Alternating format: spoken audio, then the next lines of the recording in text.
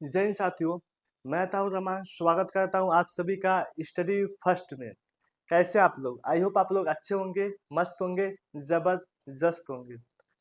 Study first सभी group D और NTPC की तैयारी करने वाले बच्चों के लिए लेके आ रहा है प्रैक्टिस सेट, जो आज से आप लोगों को स्टडी फर्स्ट के चैनल पे आप लोग अपलोड कर दी जाएगी। जो भी छात्र स्टडी फर्स्ट से ना जुड़े हो वह जल्द से जल्द जाएं और स्टडी फर्स्ट को सब्सक्राइब करें। आइए, क्लास को स्टार्ट करने से पहले आप लोगों के लिए कुछ लाइनें हैं जो इस प्रकार है कि वक्त से लड़कर जो नसीब बदल दे, वक्त से लड़कर जो नसीब बदल दे, इंसान वही जो अपनी तकदीर बदल दे। और कल क्या होगा कभी मत सोचो, कल क्या होगा कभी मत सोचो, क्या पता कल वक्त खुद अपनी तस्वीर बदल दे, क्या पता कल वक्त खुद अपनी तस्वीर बदल दे। आइए आज की क्लास की तरफ बढ़ते हैं। आज की क्लास का पहला क्वेश्चन है आज की क्लास का पहला क्वेश्चन है कि सिंधु सभ्यता का कौन सा स्थल भारत में स्थित है। आइए इसके बारे में चर्चा करते हैं पहले क्वेश्चन की तरफ। सिंधु सभ्यता का कौन सा स्थल भारत में स्थित है? Option A Harappa, option B Mohenjodaro, option C Lothal और ऑप्शन डी इनमें से कोई नहीं। आइए ऑप्शन के बारे में एक एक करके चर्चा करते हैं। बात है हड़प्पा। हड़प्पा यह है हड़प्पा, ये पाकिस्तान में स्थित है। और इसकी खोज 1921 में रावी नदी के तट पर हुई थी। रावी नदी के किनारे रावी नदी के किनारे। और इसके जो खोजकर्ता थे उनका नाम है इनके जो खोजकर्ता है उनका नाम है दयाराम साहनी। दयाराम साहनी। दूसरे ऑप्शन की तरफ चलते हैं। दूसरा ऑप्शन है मोहनजोदाड़ो। इसके बारे में चर्चा करते हैं कि मोहनजोदाड़ो ये सिंधु नदी के तट पर स्थित है। यह सिंधु नदी के किनारे स्थित है और इसकी खोज करने वाले हैं राखाल दास बनर्जी। राखाल दास बनर्जी राखाल दास बनर्जी। और यह भी पाकिस्तान में स्थित है। यह भी पाकिस्तान में स्थित है। बात करते हैं ऑप्शन सी। ऑप्शन सी जो इस प्रश्न का सही उत्तर है, ये गुजरात में स्थित है। ये गुजरात में स्थित है। इसी तरह इसी तरह हर एक क्वेश्चन का सॉल्यूशन किया जाएगा। आइए अगले क्वेश्चन की तरफ। अगला क्वेश्चन है कि गौतम बुद्ध का जन्म कहाँ हुआ था? गौतम बुद्ध का जन्म कहाँ हुआ था? ऑप्शन है 563 कब हुआ था? 563 ईसा पूर्व में। ऑप्शन बी 588 ईसा पूर्व में। ऑप्शन सी 561 ईसा पूर्व में। ऑप्शन डी 544 ईसा पूर्व में। आइए गौतम बुद्ध के बारे में कुछ जानते हैं कि गौतम बुद्ध का जन्म जो हुआ था, गौतम बुद्ध का जन्म हुआ था यह 563 ईसा पूर्व में। यह 563 ईसा पूर्व में लुम्बिनी में हुआ था। लुम्बिनी में हुआ था। और इनके जन्म का जो प्रतीक है वह है कमल और साड़। कमल और साड़। और कहा जाता है कि गौतम बुद्ध जी जो अपने पहला उपदेश दिए थे, ये जो पहला उपदेश दिए थे यह दिए थे सारनाथ में। यह सारनाथ में दिए थे।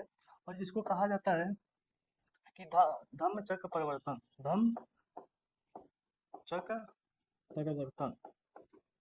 कहा जाता है। और इनका जो मृत्यु हुआ था, गौतम बुद्ध जी का मृत्यु यह हुआ था कुशीनगर में। इसको कहा जाता है कि परिनिर्वाण। इनकी मृत्यु को कहा जाता है कि महापरिनिर्वाण। इसी तरीके से आप लोगों को एक क्वेश्चन के थ्रू ये पूरा डिस्कशन किया जाएगा ताकि कॉन्सेप्ट क्लियर होता चले। आइए अगले क्वेश्चन की तरफ चलते हैं। अगला क्वेश्चन है कि गुलाम वंश का संस्थापक कौन था? गुलाम वंश का संस्थापक कौन था? Option A Qutubuddin Aibak, option B Iltutmish, option C Balban और ऑप्शन डी बाबर। आइए गुलाम वंश के बारे में जानते हैं। गुलाम वंश का जो शासन है ये 1206 ईस्वी से 1290 ईस्वी तक रहा। और इसका जो संस्थापक था, गुलाम वंश का संस्थापक, ये कहा जाता है कि यह कुतुबुद्दीन ऐबक था। कुतुबुद्दीन ऐबक, और यह गौरी का गुलाम था। यह गौरी का गुलाम था। आइए कुतुबुद्दीन ऐबक के बारे में कुछ बातें जान लेते हैं। कुतुबुद्दीन ऐबक इसे लाख बख्श कहा जाता था। इन्होंने उपाधि धारण की थी। इन्होंने उपाधि धारण की थी। और ऐबक की कुछ प्रमुख घटनाएं हैं, जैसे कि इन्होंने कुतुब मीनार की निर्माण करवाया था। कुतुब मीनार का निर्माण करवाया था। यह दिल्ली में स्थित है, दिल्ली में। और इसके साथ साथ कुतुबुद्दीन ऐबक ने दिल्ली में ही कुव्वतुल मस्जिद का निर्माण करवाया था। कुव्वतुल इस्लाम मस्जिद का निर्माण करवाया था। और इसके साथ साथ इसने अजमेर में अढ़ाई दिन का झोपड़ा, अढ़ाई दिन के झोपड़े का निर्माण करवाया था। झोपड़ा जो कि ये भी एक मस्जिद था। ये भी एक मस्जिद था। हम आगे बढ़ते हैं इसी क्रम में। इसी क्रम को डिस्कस करते हुए हम आगे बढ़ते हैं। अगला क्वेश्चन है कि पानीपत का पहला युद्ध कब हुआ था? पानीपत का पहला युद्ध कब हुआ था? ऑप्शन ए 1528 ईस्वी में, ऑप्शन बी 1526 ईस्वी में, ऑप्शन सी 1530 ईस्वी में, ऑप्शन डी 1500 इसको 25 कर दिया जाए 1525 ईस्वी में। 1525 ईस्वी में। आइए पानीपत का पहला युद्ध के बारे में जानते हैं। यह बाबर और इब्राहिम लोदी के मध्य लड़ा गया था। और इसी युद्ध के बाद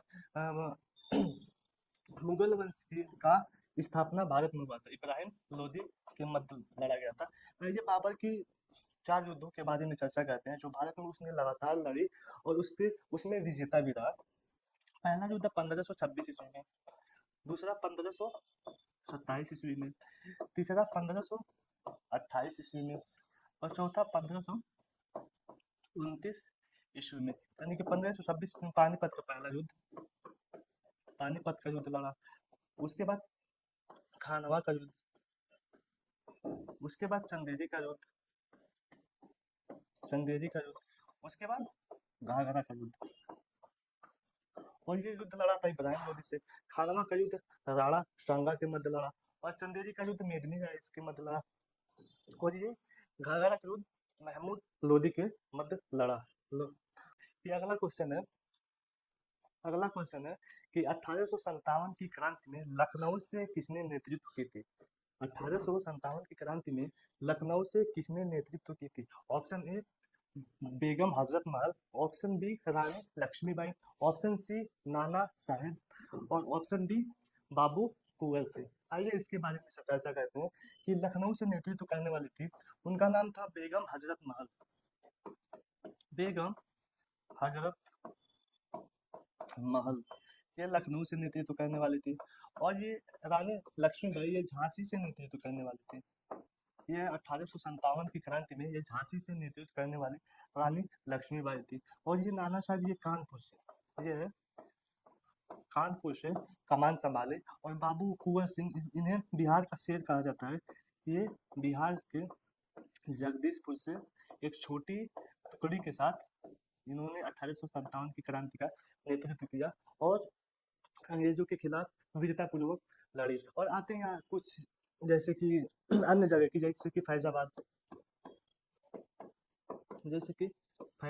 यहाँ से नेतृत्व करने वाले थे, फैजाबाद से नेतृत्व करने वाले थे मौलवी अहमदुल्ला।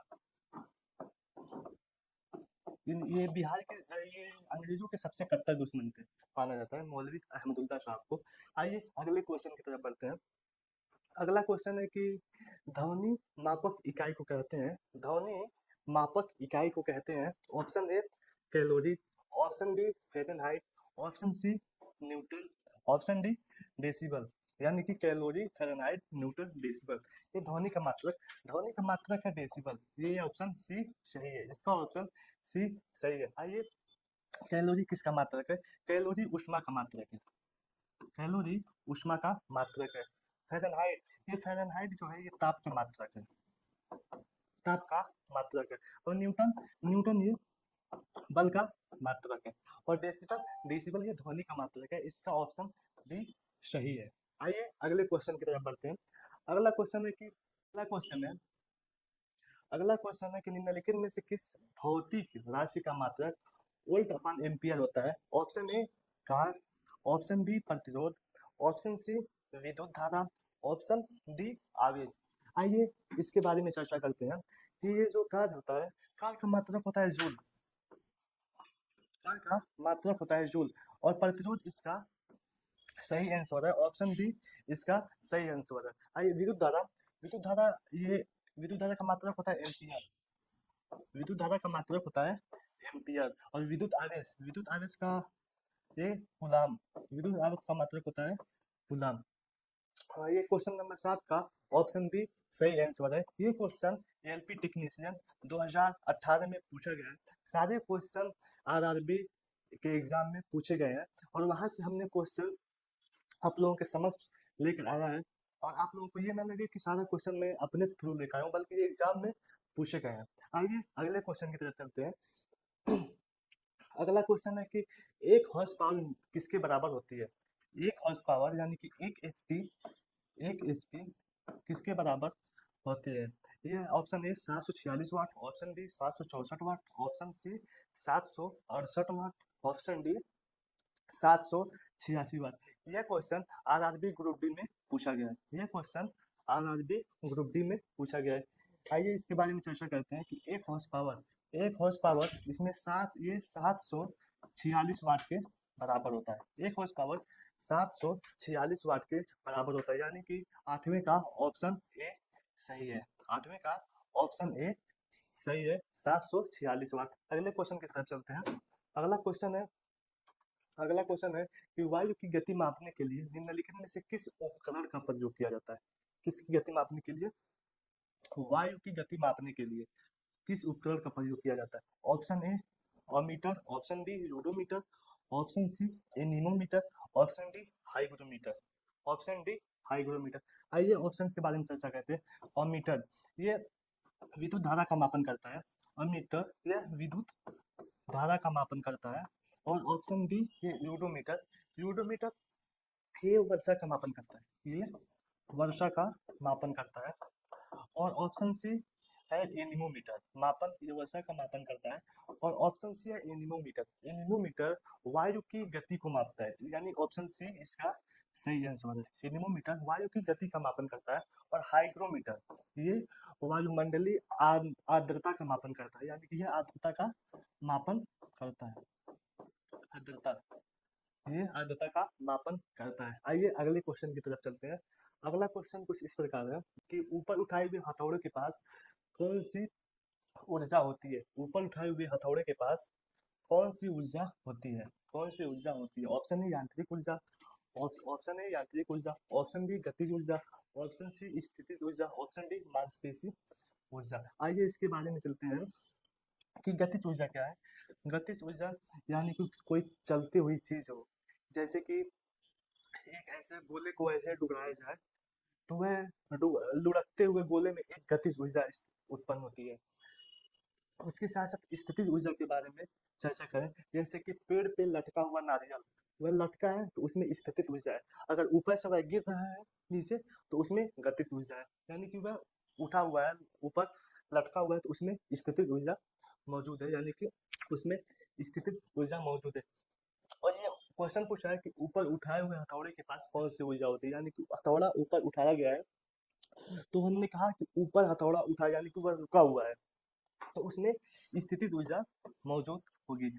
स्थितिज ऊर्जा के कुछ उदाहरण है, जैसे कि तीर को खींचना, धनुष को खींचे रखना, इसमें स्थितिज ऊर्जा है। और फिर उसके साथ साथ जो बांध बना के पानी को रोका जाता है वो भी एक स्थितिज ऊर्जा का उदाहरण है। आइए इसका 10 का ऑप्शन सी सही है। आइए अगले क्वेश्चन की तरफ बढ़ते हैं। अगला क्वेश्चन है कि मिश्रण प्रकृति में कौन कौन से शामिल होते हैं। पहला है विषमांगी, पहला ऑप्शन है कि विषमांगी, दूसरा ऑप्शन है समांगी, तीसरा ऑप्शन है समांगी और विषमांगी दोनों, और चौथा ऑप्शन है शुद्ध पदार्थ, चौथा ऑप्शन है शुद्ध पदार्थ। ये क्वेश्चन मैंने अपने पास से नहीं ऐड किया है, यह आरआरबी जूनियर इंजीनियर 2019 के शिफ्ट 2 में पूछा गया है, शिफ्ट 2 में पूछा गया है। आइए समांगी विषमांगी के बारे में चर्चा करते हैं कि समांगी, पहले समांगी के बारे में चर्चा करते हैं। समांगी उसे कहते हैं कि जब किसी पदार्थ को पानी में घोला जाता है तो वह एकदम पूर्णतः यानी कि पूरी तरीके से घुल जाए, उसको समांगी कहते हैं। और विषमांगी अगर वह पूरी पूरी तरीके से ना घुल पाए पानी में तो उसे विषमांगी कहते हैं। समांगी के कुछ उदाहरण है कि जैसे कि चीनी का पानी में घोलना, चीनी पानी का घोल, नमक पानी का घोल, नमक पानी का घोल, क्योंकि नमक पानी चीनी पानी ये सब पानी में बिल्कुल पूरी तरीके से घुल जाती है और ये पता भी नहीं चलता। वही अगर मिट्टी को पानी में घोला जाता है, मिट्टी को पानी में घोला जाता है तो अगर हम चाहे तो पानी को वेपरेट करके हम मिट्टी को दोबारा निकाल सकते हैं, यानी मिट्टी को पूरी तरीके से घुल घुल नहीं सकते। ये विषमांगी का उदाहरण है। तो ऑप्शन है मिश्रण प्रकृति में कौन कौन से हो सकते हैं, ये समांगी भी होती है और विषमांगी, यानी कि ऑप्शन सी सही है, समांगी और विषमांगी दोनों। हमने समांगी के बारे में भी जान लिया कि समांगी क्या होता है और विषमांगी के बारे में जान लिया कि विषमांगी क्या होता है। आइए अगले क्वेश्चन के बारे में चर्चा करते हैं। अगला क्वेश्चन है कि हिंतांजन रोगों के संदर्भ में रिकेट्स रिकेट्स रोग किसकी कमी के कारण होता है, यह एनटीपीसी सीबीटी 2 2022 में पूछा गया है। यह क्वेश्चन एनटीपीसी सीबीटी 2 के 2022 में पूछा गया है। इसका ऑप्शन है option A vitamin C, option B vitamin D, option C vitamin E और ऑप्शन डी विटामिन बी 12। आइए इन सभी विटामिनों के बारे में चर्चा करते हैं। इस विटामिन का जो रासायनिक नाम है इसको एस्कॉर्बिक एसिड कहते हैं, एस्कॉर्बिक अम्ल कहते हैं, एस्कॉर्बिक अम्ल। और इससे होने वाले जो रोग है वह स्कर्वी रोग, विटामिन सी से स्कर्वी रोग होता है। आइए विटामिन डी के बारे में पढ़ते हैं। Vitamin D, vitamin D, vitamin D को कैल्सीफेरॉल कहते हैं, कैल्सीफेरॉल कहते हैं। और इसकी कमी से होने वाले रोग हो वह इसका रिकेट्स रोग, रिकेट्स ये बच्चों में पाया जाता है, रिकेट्स रोग। और आइए विटामिन ई के बारे में जानते हैं। विटामिन ई, यह विटामिन ई इसको हम टोकोफेरॉल के नाम से जानते हैं, इसका रासायनिक नाम टोकोफेरॉल है, टोकोफेरॉल। और इसकी कमी से होने वाले जो रोग है वह बांझपन, वह बांझपन रोग, यह बांझपन रोग होता है। और विटामिन बी 12, विटामिन बी 12 का इसका विटामिन बी 12 इसका रासायनिक नाम है, इसका रासायनिक नाम है साइनोकोबालामिन, साइनोकोबालामिन, साइनोकोबालामिन। और इसमें कोबाल्ट धातु की उपस्थिति होती है, इसमें कोबाल्ट धातु पाया जाता है प्रचुर मात्रा में।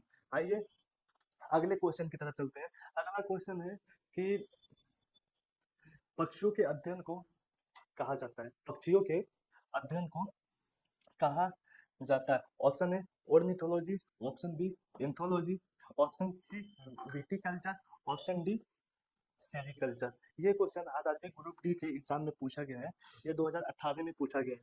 आइए इसके बारे में बारी बारी करके चर्चा करते हैं। ऑर्निथोलॉजी, इसका पक्षियों के अध्ययन को ऑर्निथोलॉजी कहा जाता है, इसका आंसर ऑप्शन ए सही है। आइए अन्य ऑप्शन के बारे में चर्चा करते हैं। एंथोलॉजी, एंथोलॉजी फूलों के अध्ययन को कहा जाता है, फूलों के अध्ययन को एंथोलॉजी कहा जाता है। अगला क्वेश्चन है कि विटिकल्चर, विटिकल्चर ये अंगूर के अध्ययन को कहा जाता है, अंगूर के अध्ययन को विटिकल्चर कहा जाता है। उसके साथ साथ आते हैं सेरिकल्चर, सेरिकल्चर ये रेशम के अध्ययन को कहा जाता है, ये रेशम के अध्ययन को सेरिकल्चर कहा जाता है, रेशम के अध्ययन को सेरिकल्चर कहा जाता है। इसके साथ साथ आइए अन्य अन्य कई अध्ययन है उनके बारे में चर्चा करें, जैसे कि विटिकल्चर। विटिकल्चर तो हम पढ़ चुके हैं। आइए चर्चा करते हैं कि vermi culture. Vermi culture vermi culture इसे केचुओं का अध्ययन कहा जाता है। केचुओं का अध्ययन कहा जाता है। और हमें पता है कि केचुओं को किसानों का मित्र कहा जाता है। केचुओं को किसानों का मित्र कहा जाता है। इसके आगे ओलेरी कल्चर। ओलेरी कल्चर ओलेरी कल्चर का मतलब ये है सब्जियों के अध्ययन के बारे में बात करता है। यह सब्जियों के अध्ययन के बारे में बात करता है, सब्जियों का अध्ययन। अगला क्वेश्चन है कि दिसंबर 1946 को संविधान सभा में ऐतिहासिक उद्देश्य संकल्प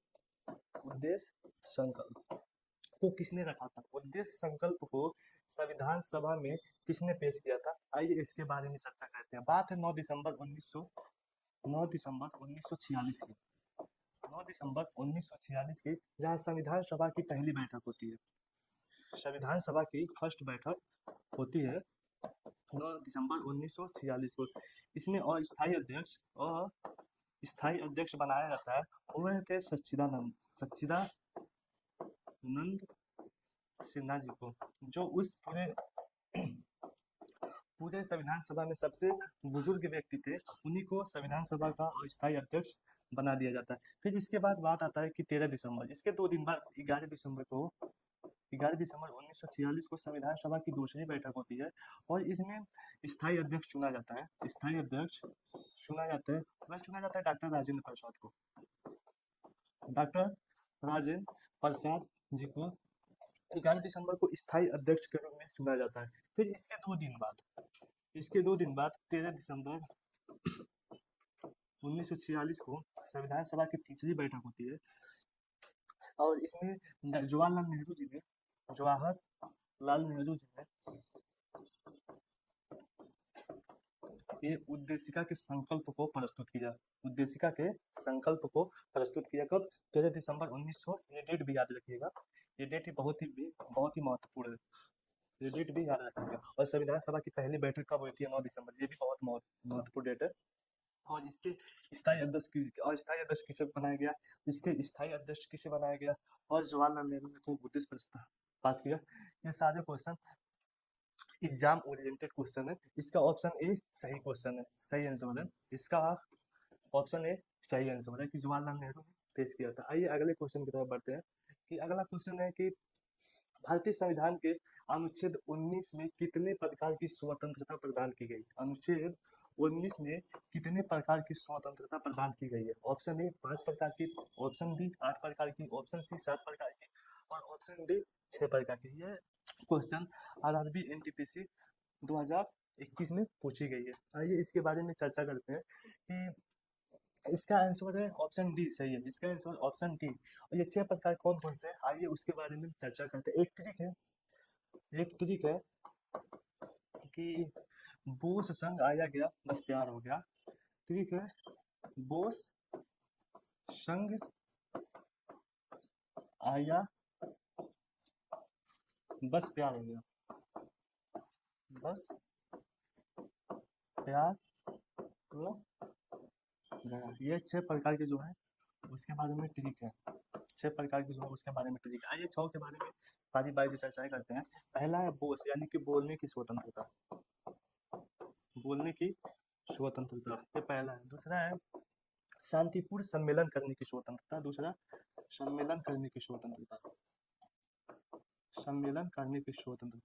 तीसरा है इसके संघ बनाने की स्वतंत्रता, यानी कि शांतिपूर्ण संघ बनाने की स्वतंत्रता। चौथा आया यानी कि भारत में किसी भी जगह आने जाने की स्वतंत्रता है। आपके ऊपर कोई रोक टोक नहीं है, आप एक राज्य से दूसरे राज्य में कहीं भी जा सकते हैं, यानी कि आने जाने की स्वतंत्रता। ये चौथा है। और ये बस प्यार हो गया, यानी कि बसने की स्वतंत्रता। अब भारत में उत्तर में जम्मू कश्मीर से लेकर दक्षिण में कन्याकुमारी तक और पूरब में अरुणाचल प्रदेश से लेकर पश्चिम में गुजरात तक आप भारत के कहीं भी एरिया में जाके निवास कर सकते हैं, बच सकते हैं, यानी कि बचने की स्वतंत्रता 5 में कहा गया है। और छठा है कि भारत में आप कहीं भी व्यापार कर सकते हैं। व्यापार भारत में हर जगह व्यापार करने की स्वतंत्रता। ये ठीक है कि बोस संघ आया बस प्यार हो गया। बोस संघ आया और बस प्यार हो गया। तो ये पहला, बोस से बोलने की स्वतंत्रता, स्व से सम्मेलन करने की स्वतंत्रता, संघ से संघ बनाने की स्वतंत्रता, आया से आने जाने की स्वतंत्रता, बस से बसने की स्वतंत्रता, प्यार से व्यापार करने की स्वतंत्रता। ये लाइन से पहला, दूसरा, तीसरा, चौथा, पांचवा, छठवां, ये क्वेश्चन में बार बार पूछा जाता है कि तीसरे में क्या है, चौथे में क्या है, पांचवें में क्या है, पहले में क्या है। आइए अगले क्वेश्चन की तरफ बढ़ते हैं कि अगला क्वेश्चन है कि भारतीय संविधान का कौन सा अनुच्छेद राज्य को पर्यावरण के संरक्षण तथा संवर्धन के लिए निर्देश करता है। ऑप्शन ए 43 का है, ऑप्शन बी अनुच्छेद 39 का है, ऑप्शन सी अनुच्छेद 48 का है, ऑप्शन डी अनुच्छेद 44। आइए इसके बारे में चर्चा करते हैं। ऑप्शन 43 के, इसमें दो चीजों की बात की गई है। एक श्रमिक के बारे में चर्चा की गई है, और एक चर्चा की गई है वह है कि सहकारी समिति के बारे में ऑप्शन 43 में चर्चा की गई है। सहकारी समिति के बारे में चर्चा की गई है। आइए ऑप्शन बी की तरफ चर्चा रुख करते हैं कि ऑप्शन बी क्या कहता है। ऑप्शन बी कहता है कि ऑप्शन बी कहता है कि अनुच्छेद निशुल्क कानूनी निशुल्क, ऑप्शन बी निशुल्क कानूनी सहायता की बात करता है। निशुल्क कानूनी सहायता की बात करता है। ये 40 सहायता की बात करता है। ये 39 का ए बात करता है। ये 48 का पहला है, ये ऑप्शन सी सही है। ये पर्यावरण के संरक्षण तथा संवर्धन की बात करता है। ये और अनुच्छेद 48 और 44 क्या कहता है कि अनुच्छेद 44 कहता है ये समान सिविल संहिता की बात करता है। समान सिविल ये समान सिविल संहिता की बात करता है, यानी कि यूसीसी, समान सिविल संहिता की बात करता है यूसीसी, ये यूसीसी की बात करता है। आइए अगले क्वेश्चन की तरफ चलते हैं। अगला क्वेश्चन ये है कि लोकसभा के प्रथम अध्यक्ष कौन थे। लोकसभा के प्रथम अध्यक्ष कौन थे, आइए इनके बारे में चर्चा करते हैं। लोकसभा के बारे में चर्चा करते हैं कि लोकसभा का उल्लेख, आर्टिकल इसका उल्लेख आर्टिकल 81 में किया गया है, यानी कि 81 में किया गया है। और इसके जो पहले अध्यक्ष थे, इसके जो फर्स्ट अध्यक्ष थे, उनका नाम है जीवी मालवंकर। जीवी मालवंकर साहब थे फर्स्ट अध्यक्ष, जीवी मालवंकर साहब थे। इसका ऑप्शन ए सही है। इसका ऑप्शन ए सही है। और लोकसभा की अधिकतम मेंबरों की संख्या कितनी हो सकती है। अधिकतम सदस्यों की संख्या वो हो सकती है कि 552, जिसमें 530 सदस्य ये राज्यों से आते हैं, और 20 सदस्य ये यूटी से, यानी कि यूनियन टेरिटरी, यानी कि संघ शासित प्रदेश से आते हैं। आइए आगे चलते हैं। अगला क्वेश्चन है कि भारतीय संविधान का कौन सा अनुच्छेद किसी भी कारखाने, खदान या अन्य संकटपूर्ण गतिविधि में 14 वर्ष के कम आयु के बच्चों को 14 वर्ष के कम आयु के बच्चों को रोजगार पर प्रतिबंध लगाता है। यानी कि कहने का मतलब यह है कि कौन सा अनुच्छेद 14 वर्ष के कम बालक को किसी ऐसी जगह पे काम करने से रोकता है जहां उसके स्वास्थ्य के लिए खतरा उत्पन्न हो। ये ऑप्शन ए 14 है। ऑप्शन ए अनुच्छेद 14 है, ऑप्शन बी अनुच्छेद 24, ऑप्शन सी अनुच्छेद 18, ऑप्शन डी अनुच्छेद 44। आइए इसके बारे में चर्चा करते हैं। आइए इसके बारे में चर्चा करते हैं कि ऑप्शन ए कहता है कि विधि के समक्ष समानता, विधि की समक्ष समानता की बात करता है। विधि के समक्ष समानता की बात करता है, यानी कि कानून सबके लिए समान है, यानी कि कानून सबके लिए समान है। अनुच्छेद 24 यह 14 वर्ष के कम बच्चों को कारखानों इत्यादि में काम करने से रोकता है। ये 18 अनुच्छेद 18 कहता है ये उपाधियों के अंत के बारे में बात करता है। ये उपाधियों की अंत के बारे में बात करता है। और ये 24 इसे हमें पिछली क्वेश्चन में किया था कि समान सिविल संहिता की बात करता है। समान सिविल संहिता की बात करता है। सिविल संहिता की बात करता है, यानी कि यूसीसी।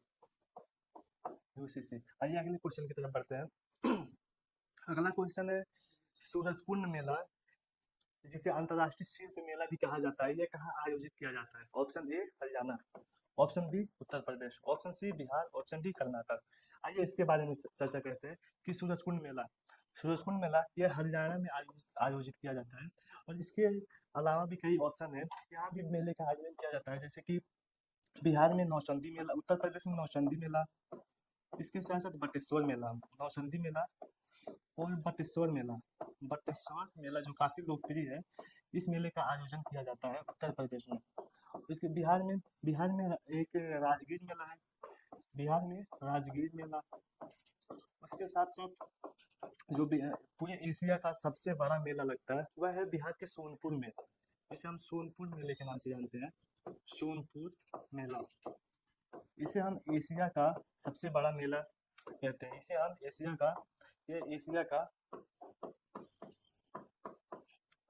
का सबसे बड़ा मेला कहा जाता है सोनपुर मेले को। सोनपुर मेले को एशिया का सबसे बड़ा मेला कहा जाता है। आइए अगले क्वेश्चन की तरफ बढ़ते हैं। अगला क्वेश्चन है कि निम्नलिखित में से कौन सा मानव विकास सूचकांक का संकेत देता है? मानव विकास सूचकांक यानी कि HDI, human development index, HDI की बात करता है, ह्यूमन डेवलपमेंट इंडेक्स। आइए HDI के बारे में जानते हैं कि HDI है क्या। HDI ये जारी करने वाले थे, ये जारी करता है, इसको जो जारी करता है उसका नाम है कि UNDP, ये UNDP जारी करता है, इसका जारी करने वाला UNDP है। और 2025 में भारत की रैंक है, इंडिया की रैंक है, वह है 130, टोटल 139 कंट्री में। ये हो गया हमारा, ये सारा हो गया हमारा करंट अफेयर का क्वेश्चन। अब HDI के इतिहास के बारे में जानते हैं। इसके जो HDI को जो देने वाले थे उनका नाम है महबूब उल हक। इसको जो देने वाले थे उनका नाम था महबूब उल हक। और इसके 3 आधार होते हैं, पहला जो इस प्रकार है, पहला है कि जीवन प्रत्याशा, दूसरा है शिक्षा, और तीसरा है प्रति व्यक्ति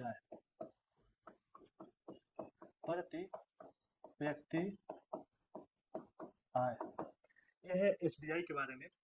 और इसका ऑप्शन सी सही है, जन्म के समय अनुपातिक जीवन काल इसका सही आंसर, यानी कि ऑप्शन 20 का ऑप्शन नंबर सी सही है। आइए अगले क्वेश्चन की तरफ बढ़ते हैं।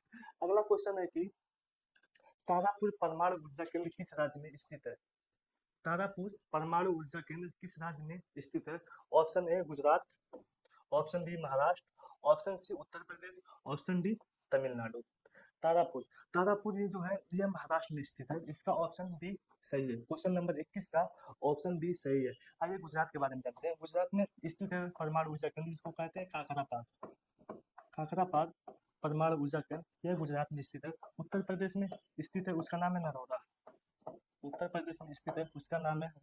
और तमिलनाडु में यहाँ 2 स्थित है, उड़नकुलम और कलपक्कम, ये स्थित है तमिलनाडु में, और इसके अलावा एक है, उसका नाम है रावत भाटा, ये स्थित है राजस्थान में। रावत भाटा परमाणु ऊर्जा केंद्र यह स्थित है राजस्थान में। ये सारे क्वेश्चन, ये जितने भी कराए गए, ये सारे क्वेश्चन एग्जाम के पॉइंट ऑफ व्यू से बहुत ही महत्वपूर्ण है, और ये सारे क्वेश्चन किसी न किसी एग्जाम, वनडे एग्जाम में पूछे गए हैं। इसी के साथ आज हम अपनी क्लास को यहीं पे रोकते हैं, और इसके आगे की जो क्लास है ये डेली जो ग्रुप डी और NTPC की जो क्लास है, ये डेली आप लोगों को स्टडी फर्स्ट के यूट्यूब चैनल पे आप लोगों को प्रोवाइड कर दी जाएगी।